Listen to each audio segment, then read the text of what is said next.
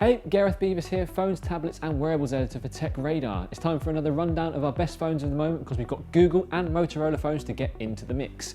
Now, these rankings are very hard to actually put together. We spend days fine-tuning our lists to give you the definitive ranking with the best bits of every category. Now, this ranking is only for the UK, so if you don't see your favourite phones in there, that's exactly why. But let's delve in and see which are the best 10 phones of the moment. Moto Z Play, or Z Play depending on where you're from. Okay, this is the first of two Moto handsets in this list, and it's the Z Play which has knocked the hyper expensive Google Pixel XL out of the rankings. We're fans of the Z Play thanks to its innovative magnetic clip-on accessories. A simple snap-on cover can transform this phone into an impressive standalone camera, music player or even a projector. It looks great and for a low price too. Sure, the CPU could be better and the camera doesn't impress massively, but that drop in spec has created a much more palatable price tag, and this is a decent phone for the money. Google Pixel. The Google Pixel is an excellent flagship phone that's only let down by mediocre battery life and is still developing a system. If you can stomach the price point, the Pixel is a clean experience in a world of Android overcomplication. The 12 megapixel camera on the back is one of the best on the market, while the fresh Android Nougat interface is a slick one to use.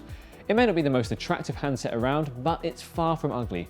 What you can be sure of though is it's a lot of bang for your buck. Oneplus 3T. The Oneplus 3T was a surprising upgrade, offering a slight change in the specs but with the same strong all-metal design, a 5.5-inch AMOLED display and a fast fingerprint scanner. In short, all the main specs you need right here. The lack of a microSD card slot and a battery which only lasts around a day will put some off, but as we expect from this brand, the OnePlus 3T is excellent value for money, even with a price hike over the original OnePlus 3. HTC 10. The HTC 10 is sculpted by light, which is a fancy way of saying it's made to look good when placed down on a table. And once again, HTC has managed to make a phone that looks wonderful in the hand, drawing on its strong design heritage. The camera has been much improved, and if you're willing to shoot in the Pro mode for most of your snaps, you'll get some stunning pictures. And the audio quality from the bundled headphones really has to be heard to be believed. This is a great comeback for HTC, and it's the perfect phone if you value style and performance, along with a great handset to listen to music on. Moto Z is a great phone by itself, but add in the fact you can snap on accessories to completely change how the phone works and you've got a great device. This could be the start of how all phones work, with modular smarts to transform them, and combined with a well-performing, cost-effective phone, it's a great choice, although it is a shame that it's dropped the headphone jack in an attempt to be ever thinner. But if you can overlook that shortcoming, then you have a truly innovative device in your hands. iPhone 7. The iPhone 7, on the one hand, does do a lot more than its predecessor. It's waterproof, comes with decent stereo speakers that kick out some strong sound, and the screen quality is improved too.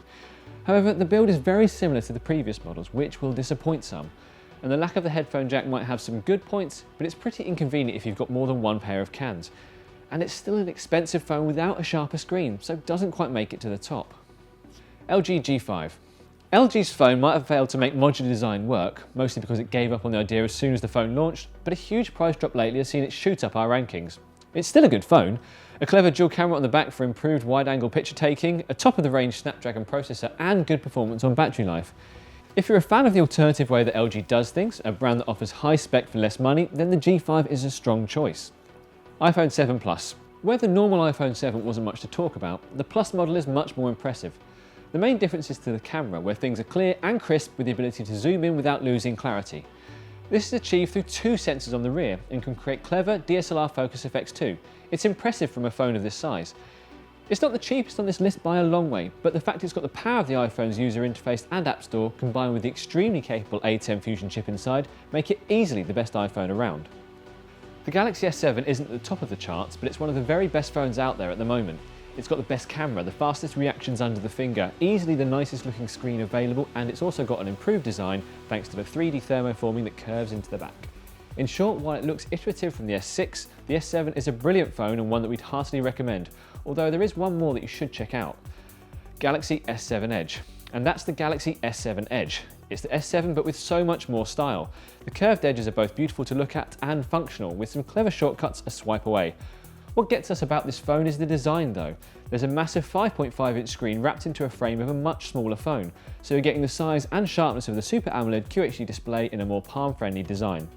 Even the TouchWiz UI, something that so many people have hated in the past, is much closer to stock Android and doesn't lag in the same way.